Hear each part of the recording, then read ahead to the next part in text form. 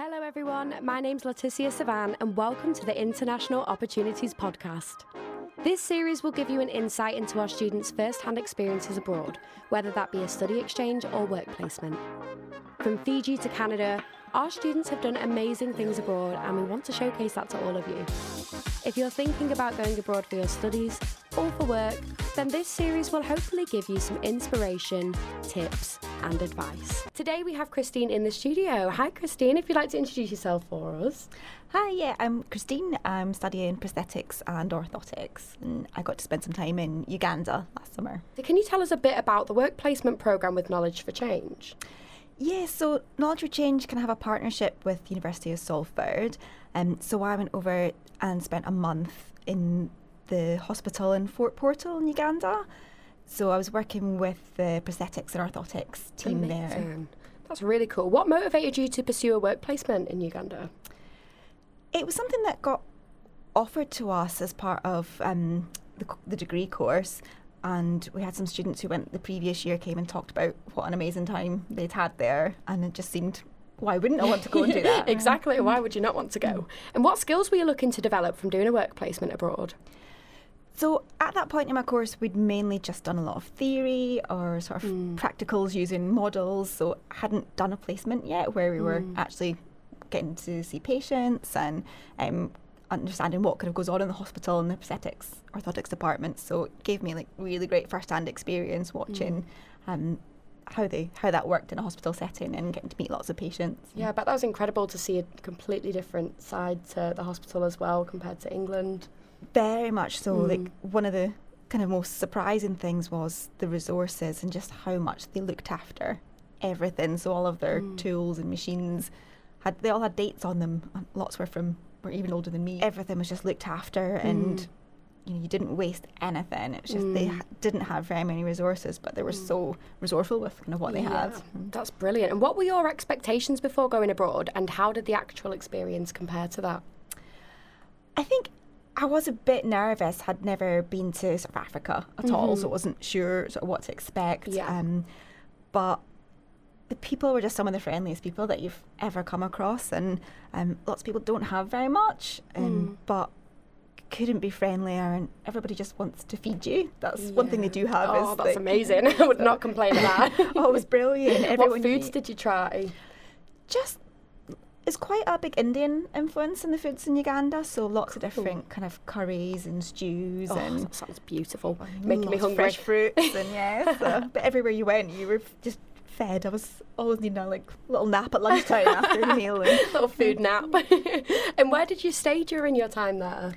So Knowledge for Change, the organisation I was there with, have quite a big house in the city Fort Portal. So I was the only student from Salford at the time, but I was sharing with students from Liverpool. Oh, wow. And actually then a couple of a PhD student from Salford and a couple of nursing students that were there for part of the time as well. So it was a big shared house, but it was like quite basic but really nice accommodation, big kitchen, lots of good facilities, and it was great, and a nice garden for us all to sit out and have meals brilliant. in the garden. And, Was the weather nice? Weather was brilliant. A little bit of mad rain sometimes, but mostly gorgeous, and it was a little local swimming pool we could go down to and spend the afternoons there and days off. So. Wonderful. Now, can you share any cultural insights from your time there? I think I will just say how friendly everybody was, and all the local people just wanted to chat to you, and it was amazing how great everybody's English was, but also so many locals, they speak so many different languages and can just switch back and forth between languages, and all the patients coming in were from different regions and all spoke different dialects, and that was incredible, just how multilingual everybody was, and you're sort of just trying to learn how to say hello and thank you. But just so friendly wherever anybody was from, and people were so interested in you and wanted to chat and wanted to make sure everyone was so proud of their country and wanted to make sure you were having a good time and enjoying it. Oh, that's really good to hear. Now, what is your favourite memory, it might be hard, or experience being in Uganda? So I was lucky enough one of the weekends to go on safari, which was incredible. So we had just families of elephants, a few feet away, wow. and splashing water around, and got to see lions up close, and hippos. They were pretty scary. Yeah, they are huge. quite scary, aren't they? They do that really loud noise when they open their mouth. Did you see that? And we were on quite a small boat at one point. The safari was incredible. Yeah. Now, obviously, going abroad, you will face challenges. What kind of challenges did you face during your time there, and how did you overcome them? I think seeing the lack of resources that the hospital had was, really difficult. Especially, I got to go to do little afternoons here and there in different parts of the hospital, and it would be, they'd maybe run out of drugs that day, or bandages, or whatever it might be, and just had to work with kind of what they had. So that was really difficult seeing, especially sometimes. I was one experience where we were making a prosthetic arm for a patient, and in this country, if I was doing that, you would just order all the different parts that you needed from whatever company, and they would arrive, it would all fit together nicely, and the person's got a nice prosthetic arm. Whereas there, all the materials they were using were second-hand, like the Western countries had donated, and none of it quite fitted together, so you just had to be super adaptable, and it was kind of problem solving. I know, how can we chop this bit off and weld this to that? And it was, they did so much with the resources that they had, but it did often mean patients weren't getting, you knew something better could be provided, but they just didn't have the resources to do that. And what was one of your main personal goals in Uganda?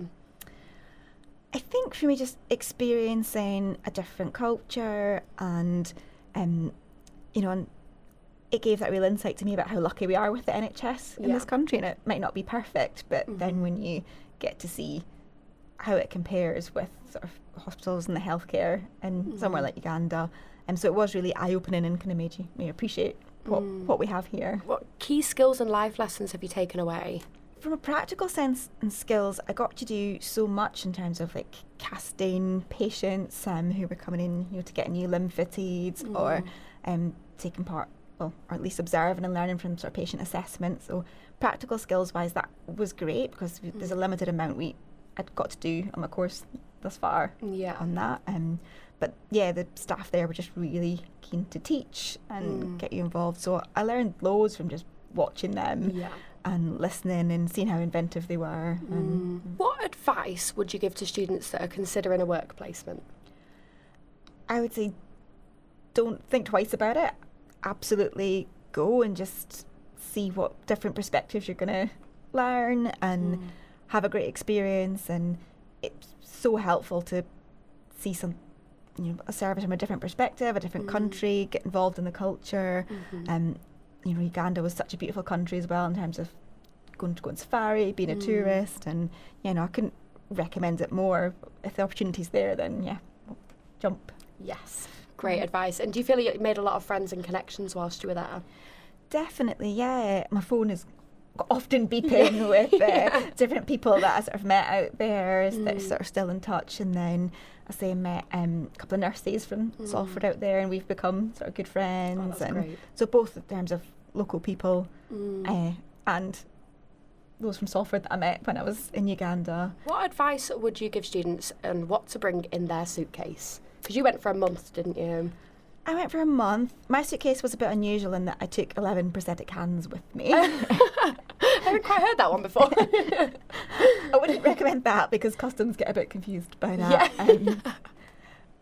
But on a sort of personal level, just culturally do think about that. So you maybe want to wear, longish skirts and trousers and clothes that are loose and cover your shoulders, and you can walk about in shorts and a crop top, but it will get you sort of unwanted attention and can be a bit sort of offensive to some people. So just loose and floaty clothing just makes your life a lot easier, and means you're not causing any kind of offence to anyone. And then I do find out, if you're going somewhere, hospital for example, if there's any resources that they might need. I found out when I got there that they were desperate for bed sheets, and I was like, if I'd known, I could have brought some, no problem. And so do ask if you're working with an organisation if there's anything you can bring that they might need. Oh, well, thank you so much for coming in today. And if you listeners want to find out more about study exchanges or work placements, then please visit the Student Hub International Opportunities page, where you can find out about our drop-in sessions, application process and partnerships. I'll make sure to attach the link to this podcast. But for now, we'll see you in next week's episode, where we'll be hearing from more students about their study and work placement overseas. Please like, share and subscribe to this podcast so you can hear more and we can spread the word about our international opportunities. We'll see you next time.